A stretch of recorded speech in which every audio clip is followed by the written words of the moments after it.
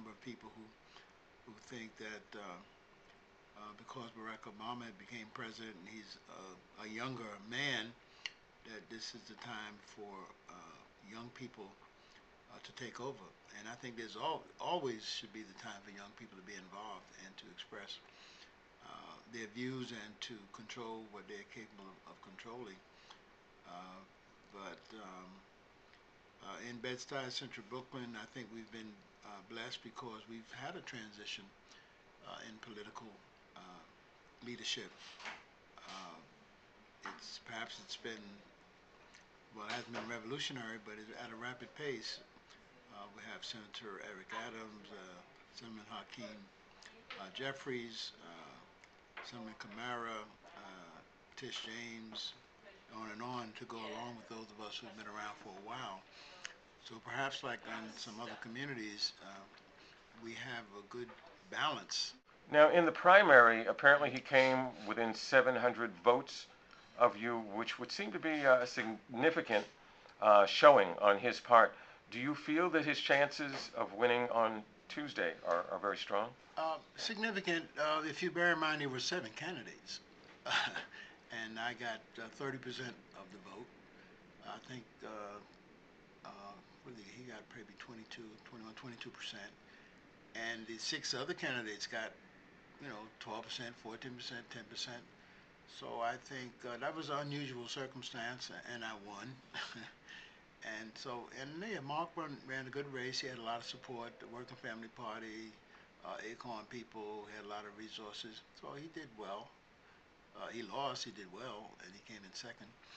But no, I have no fear. I think he'll probably do okay, but I think I will win overwhelmingly in the general election.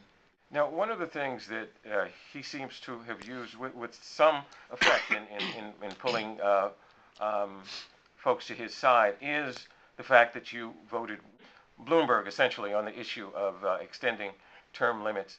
What would you say to that? No, I didn't vote with Bloomberg. I voted with Vann.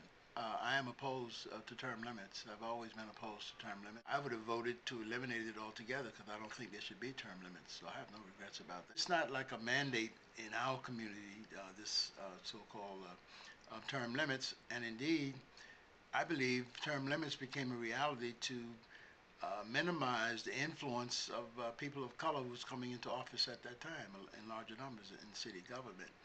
And perhaps lastly of all, what would you say about the accusation that you have not been, well, in a way, the physical presence that you might be and were in the past, that you do not show up as frequently as some would like to events in the community, that you don't stroll the streets? And I guess it's related also to about the whole thing of attendance in the city council. What would you say about that? Well, I think when I came into the city council 8 years ago, I made the commitment that I would dedicate a lot of my energy, most of my energy, to strengthening community-based organizations because I recognize how fragile some of them were.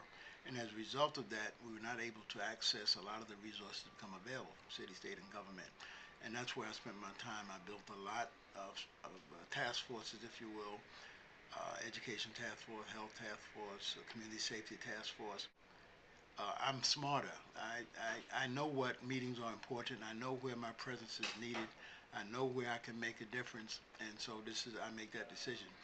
Uh, Elected officials should be gauged by their value and effectiveness, not by their attendance.